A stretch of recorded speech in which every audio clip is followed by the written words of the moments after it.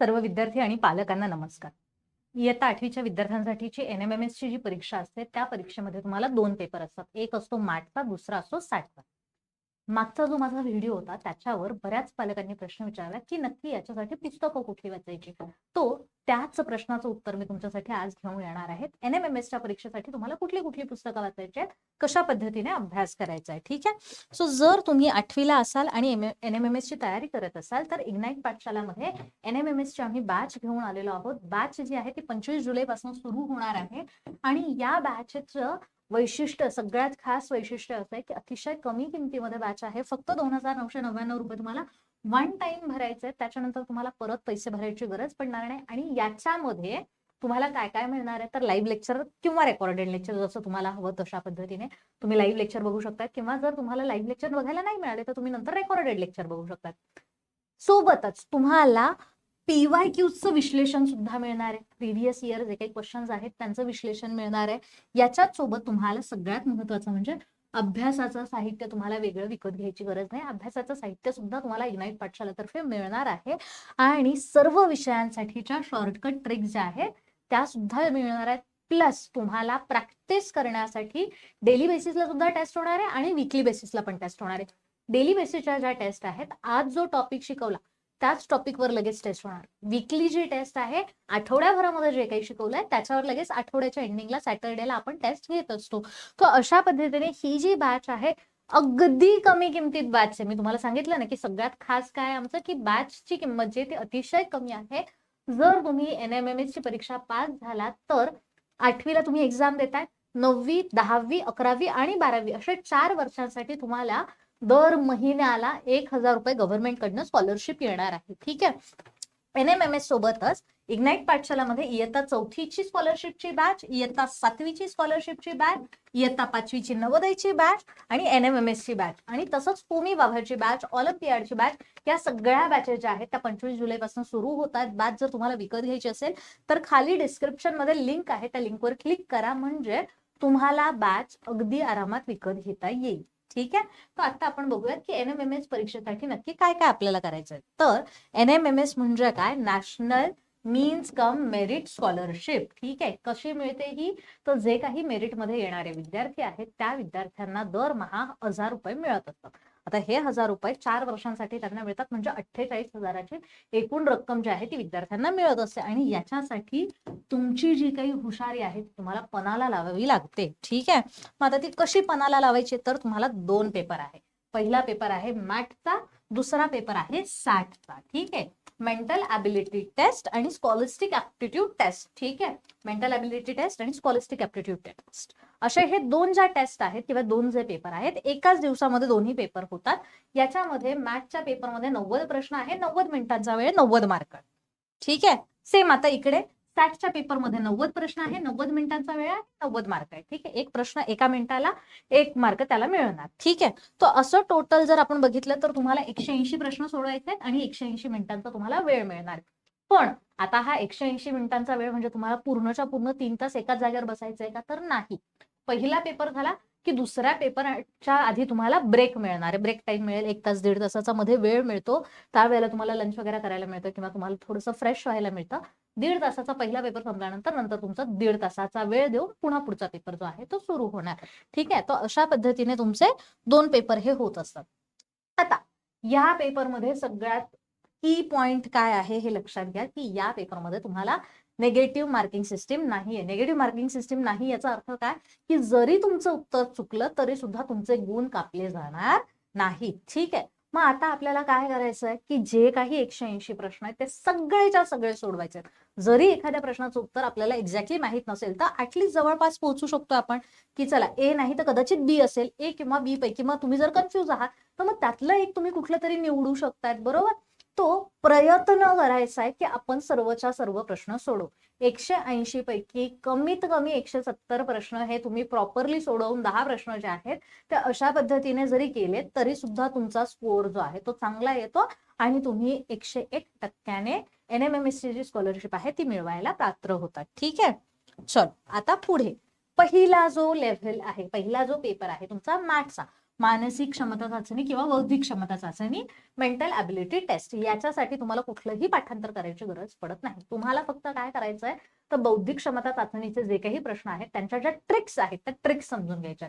एकदा का तुम्हाला ट्रिक्स लक्षात आल्या की तुम्हाला तो पेपर अतिशय सोपा जातो. साधारण आपण 7वीत असताना स्कॉलरशिपचा पेपर दिलेला आहे ना, तर तशाच पद्धतीचे प्रश्न आहेत, फक्त थोडीशी काठिण्य पातळी जास्त असणार आहे. त्याच्यामुळे आपल्याला ट्रिक्स माहिती असणं गरजेचं आहे. आता ह्या ट्रिक्सवर मी का भर देतेय जास्त, कारण की एकच मिनिट आहे तुमच्याकडे, त्या एका मिनिटामध्ये तुम्हाला प्रश्न पण वाचायचा आहे, 4 ऑप्शन्स पण वाचायचे आहेत आणि उत्तर सुद्धा द्यायचं आहे. एका मिनिटामध्ये ज्या वेळेला तुम्हाला एवढ्या सगळ्या गोष्टी करायच्या असतात ना, त्यावेळेला तुम्हाला प्रत्येक प्रश्नाच्या मागची जी ट्रिक आहे ते ट्रिक माहिती पाहिजे. जोपर्यंत तुम्हाला ट्रिक्स लक्षात येत नाही तोपर्यंत तुम्हाला प्रश्न जे आहे ते वेळेत सोडवता येणार नाही. आणि ट्रिक्स माहिती करून घेण्यासाठी 2 गोष्टी असतात. एक म्हणजे कोणीतरी तुम्हाला त्या ट्रिक्स शिकवल्या पाहिजे आणि दुसरं म्हणजे तुम्ही त्या ट्रिक्स सॉल्व्ह करण्याची प्रॅक्टिस केली पाहिजे. ठीक आहे. तो इग्नाइट पाठशाळेमध्ये तुम्हाला त्या ट्रिक्स पण सांगितल्या जातील आणि प्रॅक्टिस करण्यासाठी रोजच्या टेस्ट पण दिल्या जातील. ओके, चलो. आता याच्यामध्ये जर आपण बघितलं, जो मॅथचा पेपर आहे याच्यामध्ये जर आपण बघितलं तर अॅनालॉजीचे म्हणजे समसंबंधाचे प्रश्न आहेत, क्लासिफिकेशनचे प्रश्न येतात, वर्गीकरणाचे, त्याच्यानंतर कोडिंग डिकोडिंग म्हणजे सांकेतिक भाषेवर प्रश्न असतात, त्याच्यानंतर सिरीज जे आहेत, लयबद्ध मालिका किंवा मांडणी याच्यावर प्रश्न असतात, त्याच्यानंतर नातेसंबंध म्हणजे ब्लड रिलेशनवर तुम्हाला क्वेश्चन्स येतात, डायरेक्शन सेन्सेसवर तुम्हाला क्वेश्चन येतात, दिशा ज्ञान, त्याच्यानंतर लॉजिकल रिझनिंग जे आहे ते तुम्हाला प्रश्न येत असतात. ठीक आहे. तो साधारणपणे जसं मी तुम्हाला म्हणाले की स्कॉलरशिपच्या वेळेला सुद्धा तुम्ही हाच अभ्यास केलेला आहे, फक्त स्कॉलरशिपच्या वेळेला तुम्हाला सोपं होतं थोडंसं, इथे थोडं कठीण असणार आहे. ओके, पुढे. आता यासाठी मॅथसाठी तुम्ही काय करायचं आहे, मॅथसाठी कुठले पुस्तकं वाचायचे, आता बऱ्याच पालकांचा प्रश्न असतो. काही नाही, तुम्ही पुस्तकं वाचण्याच्या ऐवजी मागील वर्षाचे जे काही क्वेश्चन पेपर आहेत ना मॅथचे, ते मागील वर्षाचे क्वेश्चन पेपर सॉल्व्ह करा. जितके जास्त तुम्ही प्रश्नपत्रिका सॉल्व्ह कराल तितका तुम्हाला फायदा होणार आहे. ठीक आहे. तो मॅथसाठी सगळ्यात जास्त तुम्ही काय करायचं आहे तर मागच्या वर्षीच्या ज्या काही प्रश्नपत्रिका आहेत त्या प्रश्नपत्रिका समजून घ्यायच्या, त्या सॉल्व्ह करायच्या, त्यांच्यातनं ट्रिक शोधायच्या आणि त्या ट्रिक्सवर सराव जो आहे तो सराव करायचा. ठीक आहे. डेली बेसिसला मॅथचा अभ्यास झाला. आता सॅटचं जे आहे, सॅटसाठी काय करायचं, स्कॉलिस्टिक ऍप्टिट्यूड टेस्ट. याच्यामध्ये काय येणार आहे तर तुमचा जो काही 7वीचा आणि 8वीचा पुस्तक होतं, ठीक आहे, जे काही तुमच्या 7वीच्या 8वीचे पुस्तक होते तर कुठली कुठली पुस्तकं ते मी तुम्हाला सांगणार आहे. तर तेच पुस्तकं तुम्हाला अभ्यास करायचे आहेत, खूप जास्त बाकीचं काही वाचन बसायची गरज नाहीये. ठीक आहे. तुमचा रोजचा जो अभ्यास आहे तोच अभ्यास तुम्हाला नीट करायचा आहे. मग कुठले कुठले इयत्ता 7वीचे कुठले पुस्तकं आणि इयत्ता 8वीचे कुठले पुस्तकं, तर तुम्हाला वाचायचे आहेत गणित, विज्ञान आणि समाजशास्त्र. समाजशास्त्रामध्ये तुमचं काय काय येणार आहे, इतिहास, भूगोल आणि नागरिकशास्त्र. तो हे जे प्रश्न आहेत हे सगळेच्या सगळे प्रश्न तुम्हाला वाचायचे, हे सगळेच्या सगळे पुस्तकं तुम्हाला वाचायचे आणि हे सगळे पुस्तकांमधूनच तुम्हाला प्रश्न येणार आहे.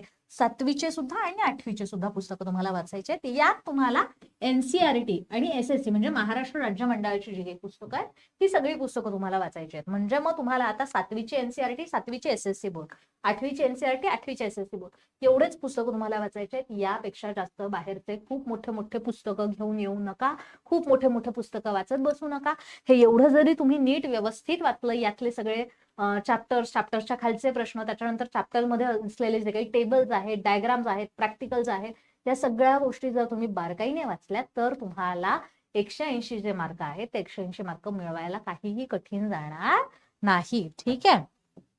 त्याच्यानंतर आता मॅथ जर तुम्हाला सोडवायचं असेल तर तुमच्याकडे तर्क पाहिजे, कोडी सोडवण्याचं नॉलेज पाहिजे. आणि सॅट जर तुम्हाला सोडवायचं असेल तर सॅटसाठी तुम्हाला शालेय ज्ञान आणि पाठांतर जे आहे ते पाठांतर करणं गरजेचं आहे. ठीक आहे. मागील वर्षांच्या प्रश्नपत्रिकांचा अभ्यास केला की तुमची मॅथची तयारी होत असते. सॅटसाठी तुम्हाला 7वी आणि 8वीचे जे काही पाठ्यपुस्तक आहे ते करावे लागणार आहे. मॅथसाठी तुम्हाला वेग, स्पीड जो आहे तुमचा क्वेश्चन सॉल्युशनचा स्पीड जो आहे तो स्पीड तुमचा फास्ट पाहिजे. आणि सॅटसाठी तुम्हाला उजळणी जी आहे, रिव्हिजन जे आहे ते रिव्हिजन जास्तीत जास्त करायची आहे. आणि जे काही फॅक्च्युअल क्वेश्चन्स आहेत त्या फॅक्च्युअल क्वेश्चन्स कडे लक्ष द्यायचं की तुमच्या पुस्तकातनं कशा पद्धतीने फॅक्च्युअल क्वेश्चन्स तयार होऊ शकतात. ठीक आहे. त्याच्यानंतर अशा पद्धतीने जर तुम्ही सॅट आणि मॅथ दोघांचा नीट अभ्यास केला, दोघांचा नीट सराव केला, रोज रोज क्वेश्चन सॉल्व्ह केले, रोज एक तरी चॅप्टर नीट शांततेत वाचला, त्याचं पाठांतर केलं, त्याच्यातले जे काही क्वेश्चन्स आहेत ते क्वेश्चन सोडवण्याचा प्रयत्न केला, संकल्पना समजावून घेतल्या, तर तुम्हाला NMMS ची एक्झाम जी आहे ती क्वालिफाय करणं कठीण नाही. ठीक आहे. तो अशा पद्धतीने अभ्यास करा, लवकरात लवकर अभ्यास करा, म्हणजे तुम्हाला फायदा जो आहे तो नक्की होणार. इग्नाइट पाठशालामध्ये मी तुम्हाला सांगितलं की NMMS चे, त्याच्यानंतर ऑलिम्पियाडचे, स्कॉलरशिपचे, नवोदयचे आणि होमी बाबा बालवैज्ञानिक परीक्षेचे यांचे सर्वांचे लेक्चर सुरू होत आहेत 25 जुलैपासून. तर लवकरात लवकर जॉईन करा. ऍप घ्या तुम्ही, म्हणजे काय होईल, तुम्हाला ऍप डाउनलोड केलं की तुम्हाला लक्षात येईल की कुठल्या कुठल्या बॅचेस आहेत आणि काय काय बॅचेस तुम्ही घेऊ शकताय. ठीक आहे. जर तुम्हाला काहीही अडचण असेल तर तुम्ही कमेंट मध्ये सांगू शकता. तुमच्या कमेंट वाचून सुद्धा मी व्हिडिओ घेत असते, हे तुम्हाला माहिती आहे आतापर्यंत. ठीक आहे. तो किंवा तुम्ही 8983345857 या नंबरवर सुद्धा कॉल करू शकताय. नंबर मी इथे दिलेला आहे. या नंबरवर जर तुम्ही कॉल केला तरी सुद्धा तुमचे जे काही इश्यूज आहेत ते इश्यूज आम्ही सॉल्व्ह करण्याचा प्रयत्न नक्की करू. ठीक आहे. थँक्यू.